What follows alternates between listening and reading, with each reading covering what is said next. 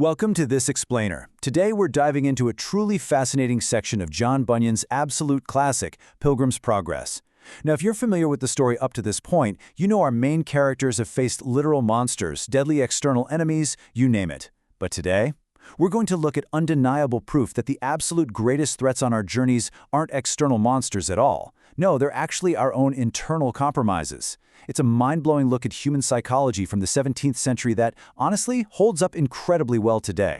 So here's our psychological roadmap for today. 1. Danger from within.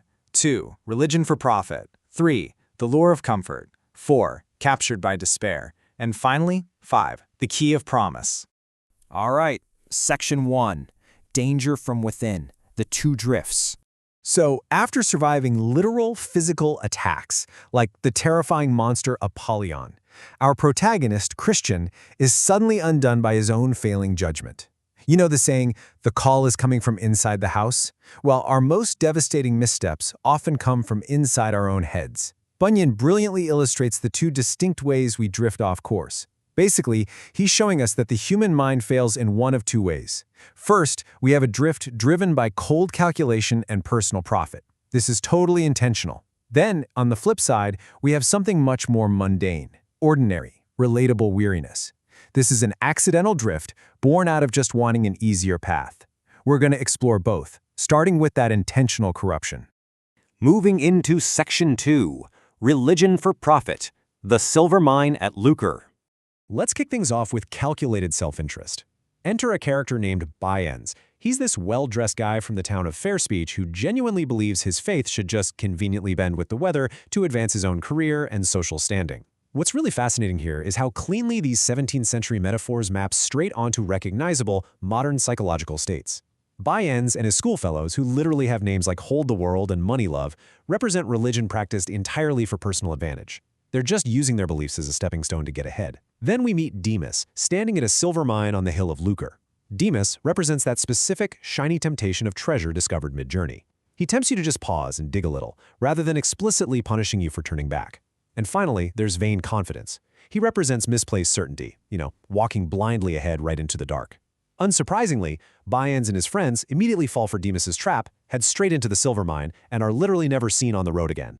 Now, just past that silver mine, the surviving pilgrims stumble upon an old stone pillar shaped like a woman. Bunyan points straight to the book of Genesis here, specifically the story of Lot's wife. He places this really uncomfortable historical warning at the exact moment it can do the travelers the most good, right before they get completely trapped by the same greed that just consumed Bunyan's. It's a very specific, stark caution against looking back with a covetous heart toward what a traveler has already, and rightly, left behind. Which brings us to Section 3, the lure of comfort, turning into bypath meadow. Okay, so while Christian easily spots and avoids the intentional trap of the silver mine, he unfortunately falls prey to a much more relatable drift: ordinary fatigue. This next trap, it doesn't require a mastermind villain at all. Exhausted from a rough, rocky road that is pulled away from a refreshing river, Christian's feet simply grow tired. He isn't tricked by anyone, he just gets weary. And he actually talks himself into taking a softer, parallel path through a stile. This is bypath meadow. It perfectly captures that human tendency to seek an easier route that runs alongside the real path. And it is wildly dangerous precisely because it looks parallel rather than opposite. It totally feels like you're still heading in the right direction, just with much softer grass under your boots. But watch how quickly a perfectly ordinary failure cascades into absolute disaster once night falls. First, their feet grow tired on the rough road. Second, they spot that easier, parallel path and take it. Third, they follow a man ahead of them, our character Vain Confidence, straight into the dark.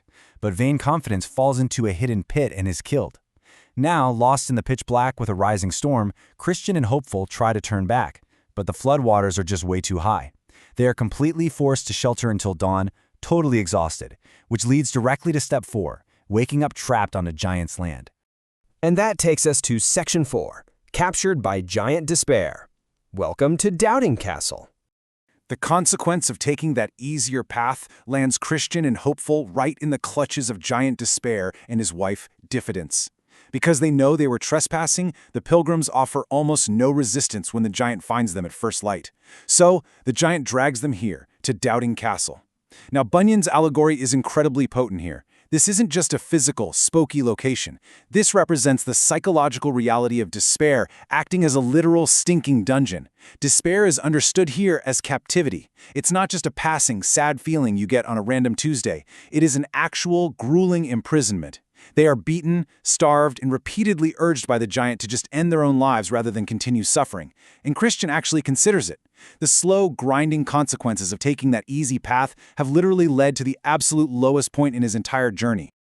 In Christian's absolute lowest moment, his companion Hopeful actually talks him back from the edge by presenting a very specific list of past victories.